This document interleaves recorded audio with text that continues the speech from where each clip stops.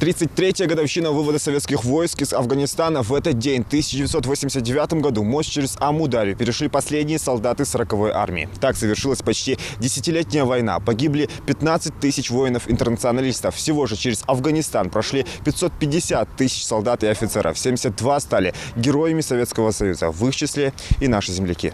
Среди призванных на войну было более 300 ингушей. Молодых людей забирали в основном с 18 лет. Каждый из них с честью и с достоинством выполнял свой долг. И как итог, ни один наш боец не сдался в плен. Предатель, изменник, перебежчик, бывший Советский Союз, орден,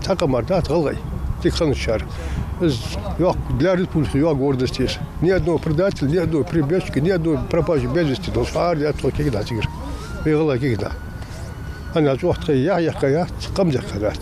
Одним из первых на войну в Афганистан призвали и Руслана Итазова. Тогда ему было 19 лет. Спецназовец часто оказывался в самых горячих точках. Он сопровождал колонны и уничтожал оружейные склады противников. В 1979 27 декабря при штурме дворца Мина, Альфа, а спецназ. А в это время где-то 27-го, 10, пол-11 штурм дворца Минхалар. А посольство отцепление актор Туцигер делал, Сантосак делал, подмога, Чекайсер Туцики, дворец. Полженерство. Традиционно 15 февраля в России отмечается День памяти воинов, исполнявших служебный долг за пределами отчизны. Именно в этот день, в 1989 году, последний советский солдат покинул территорию Афганистана. Почтить память погибших воинов-афганцев и поблагодарить за мужество ветеранов приехал и председатель правительства Ингушетии Владимир Сластенин. Уважаемые воины-интернационалисты, вы знаете, что сегодня в нашей стране отмечается ваш праздник.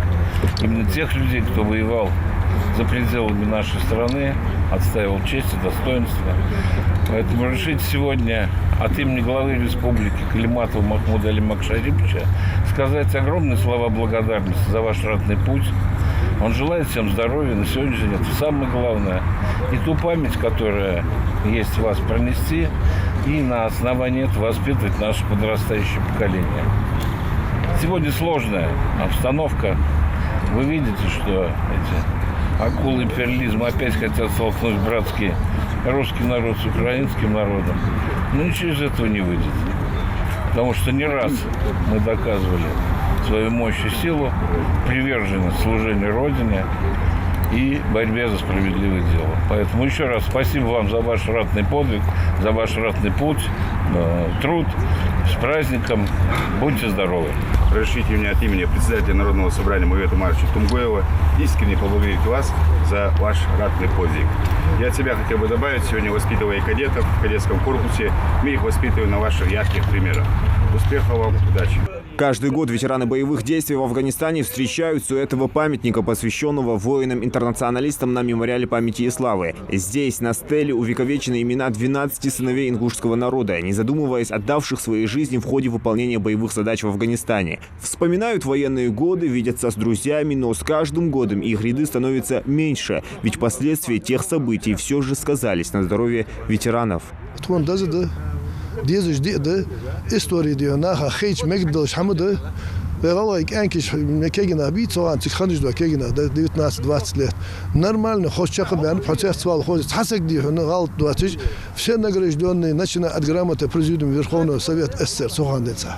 10 лет бок о бок. Более полумиллиона бойцов прошли через афганскую войну. Они не делились по нациям, доверяли свою жизнь друг другу. Воины-интернационалисты все вместе шли к этой дате. Многие из них домой так и не вернулись. В память о них собравшиеся возложили у стеллы цветы.